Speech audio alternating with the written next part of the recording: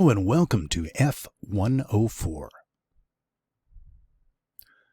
Let's discuss the key takeaways from this lesson, which will help you understand the Army's design process for new units.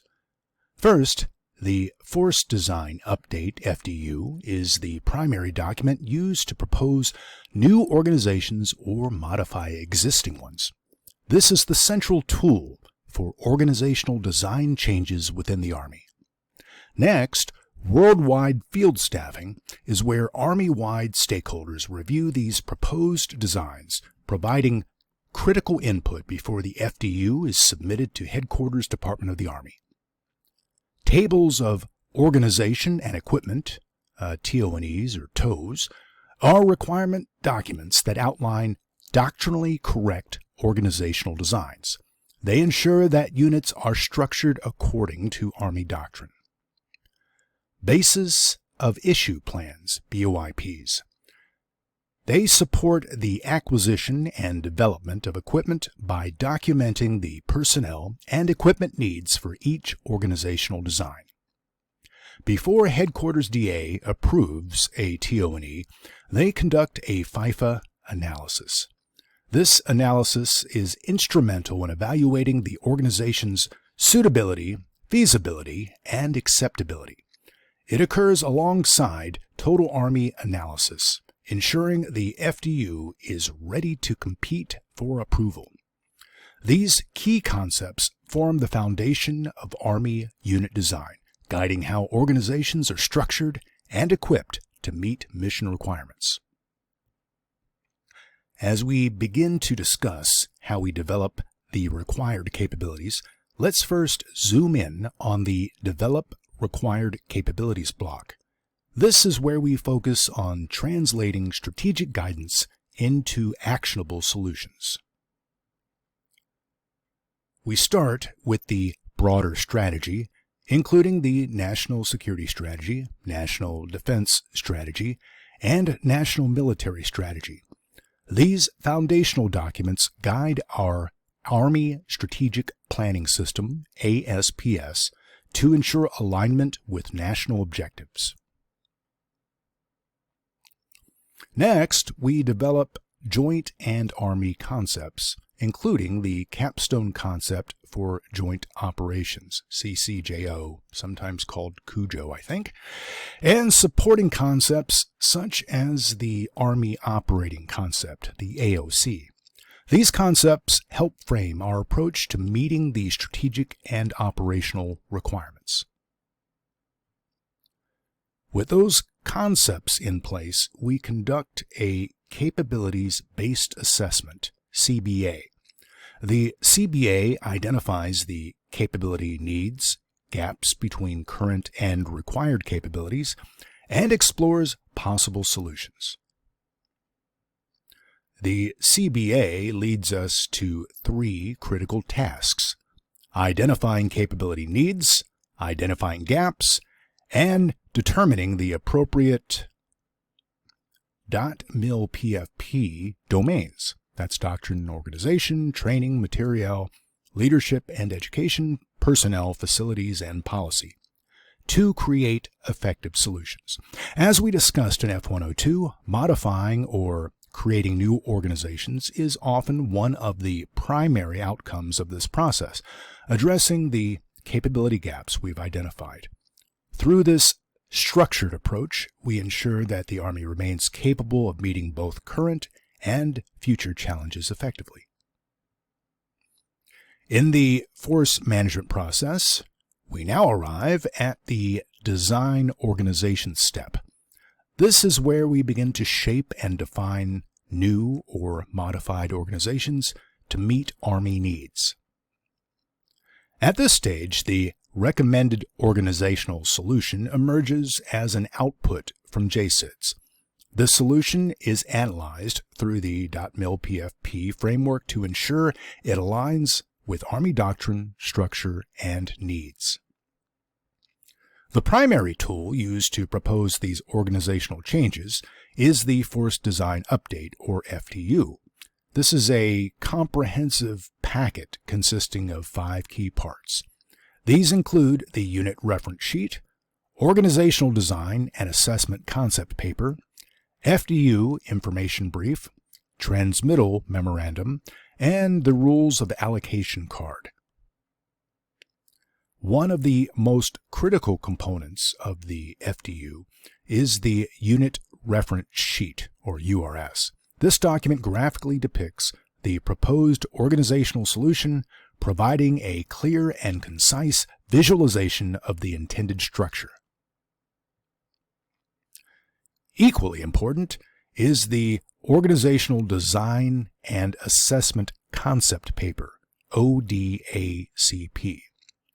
This paper explains how the organization will conceptually operate and be organized, ensuring that it meets doctrinal and operational requirements. After the FDU is compiled, it undergoes worldwide field staffing. This process allows the entire Army, including all stakeholders, to review the proposed design. Over a 45-day period, feedback is collected to ensure the proposed organization is doctrinally sound and meets the Army's strategic goals. Later on, we'll look at some slides that provide a deeper dive into the FDU process, including more details about the URS and ODACP.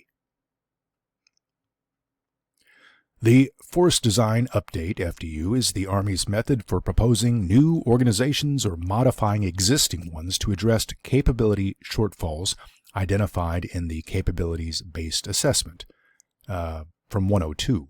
An FDU outlines a unit's minimum mission essential wartime requirements, MMEWR, specifying the necessary personnel, equipment, and support structures to fulfill mission needs. Typically, there is one annual validation cycle for FDUs. However, FDU juniors can be submitted anytime. There are minor updates that don't impact other proponents, don't cause personnel growth, and have an equipment cost of under $100,000. The Vice Chief of Staff of the Army or the Chief of Staff of the Army approve FDUs, while the Director of Force Management handles FDU juniors. TRADOC Centers of Excellence develop and analyze organizational designs. Approved designs are then forwarded to the Director of Force Management for further analysis and FIFA review before final approval is granted by the Headquarters DA leadership. This process ensures that organizational changes are deliberate and aligned with the Army's strategic goals. The Organizational Design and Assessment Concept Paper is a critical part of the FDU, focusing on 4 key areas. Design concept. This section explains how the organization's parts interrelate, detailing its appearance before, during, and after mission execution. It also defines specific functions, roles, and responsibilities within the organization. Organizational Design Review.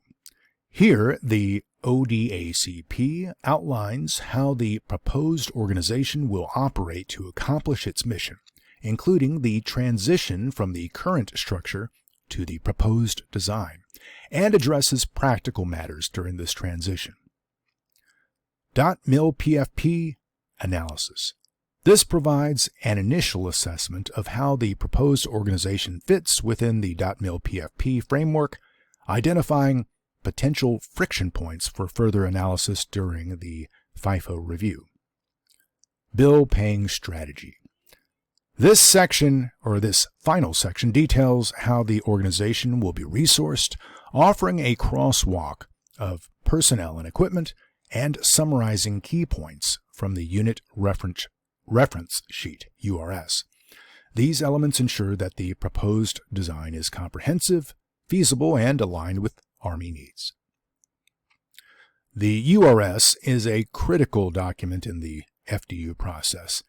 It is created based on the conceptual requirement for a new organization or to correct deficiencies in an existing structure. The URS is divided into 4 essential sections. Narrative.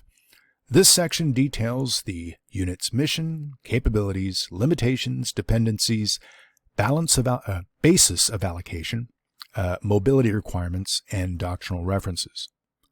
Organizational structure. This part outlines both the existing and proposed designs, showing how the organization is structured and how it will change. Key personnel and equipment / bill paying strategy. Here, each section is itemized by military occupational specialty, MOS, grade, line item number, nomenclature, and quantity, providing a detailed breakdown of personnel and equipment needs. Graphical depiction. This final section visually represents the proposed design or structural changes, including line and block charts. The URS serves as a comprehensive reference, ensuring that all aspects of the proposed changes are clearly documented and easily understood. Now we will move into the Document Organizational Requirements step in the force management process. This is where we formalize and document the organizational changes proposed in the FDU. First, the first Headquarters DA conducts a FIFA analysis on the FDU. This analysis reviews the force structure issues and impacts, ensuring the suitability, feasibility, and acceptability of the proposed changes across the Army. Next, USAFEMSA develops the TOE, the Table of Organization and Equipment, which serves as the organizational requirements document for the proposed solution. USAFEMSA also uses Project Manager feeder data to develop the Basis of Issue Plans, or plan, a material requirements document that applies across the Army. Once the documents are prepared, Headquarters DA reviews and approves the requirements, including the TOE and BOIP, ensuring they meet the Army's standards. Finally, all approved requirements documents are stored in the Force Management System, FMS. These can be accessed through FMS Web for further reference and implementation. This step ensures that all proposed organizational changes are thoroughly reviewed, documented, and integrated into the Army's force structure. This slide introduces the 9 Force Integration Functional Areas, FIFAs, that we talked about earlier, and explains how Headquarters DA evaluates FDUs against these areas during FIFA analysis. The primary goal of FIFA analysis is to determine whether a recommended change is suitable, feasible, and acceptable to the total Army. FIFA analysis reviews force structure issues and the impacts of force structure decisions across the entire Army. The FIFA process evaluates if the force can be structured, manned, equipped, trained, sustained, funded, and stationed, and maintain readiness under the proposed changes. It assesses the affordability, supportability, and sustainability of these changes. FIFA analysis can lead to one of 3 recommendations. 1, implement the change and find resources within TAA. 2, return to TRADOC for further analysis. Or 3, defer resourcing to the next TAA cycle. Headquarters DA conducts this analysis by assigning the FDU to the appropriate organizational integrator who coordinates with the FIFA team members.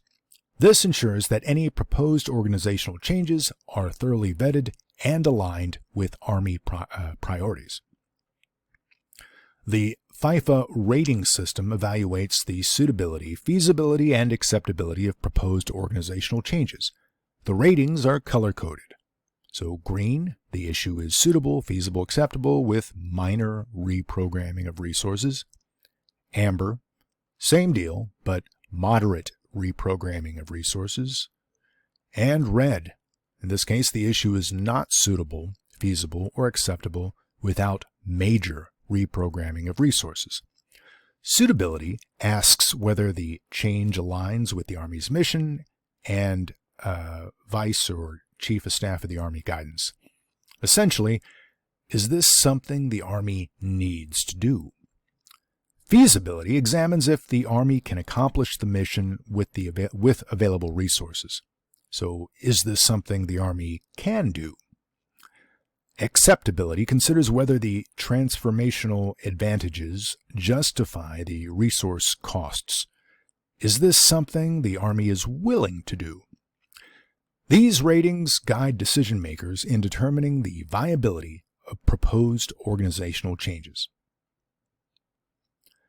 A TOE is a foundational document that defines the doctrinal mission, organization, and minimum mission essential wartime requirements for personnel and equipment in a unit. TOE development begins after Force Design Update staffing and is essential for modeling proposed designs. The TOEs inform Army programs, budgets, training, operational readiness, and resource management. TOEs are the building blocks of the Army structure, determining the size and shape of units. However, the actual number and location of these units are decided during the TAA process. One TOE can lead to multiple units. For example, each CAV squadron in an ABCT is built on the same TOE. The modified TOE, known as an MTOE, applies to specific units, detailing their authorized personnel and equipment. As of May 2024, the Army had 1,853 approved TOEs and 5,292 MTOEs, illustrating the vast scale of organizational planning. A Basis of Issue Plan, or BOIP, is a requirements document specifically focused on new or improved items of equipment. It outlines how and where the equipment will be used across the Army, detailing the associated items of equipment, ASIOE, and personnel required. BOIPs are developed through collaboration between capability developers and materiel developers. They capture the concept of employment for the equipment and guide its integration into the Army structure. So importantly, BOIPs support the incremental modernization of Army units. They identify and document the personnel and equipment requirements, enabling smooth transitions as new technologies are introduced.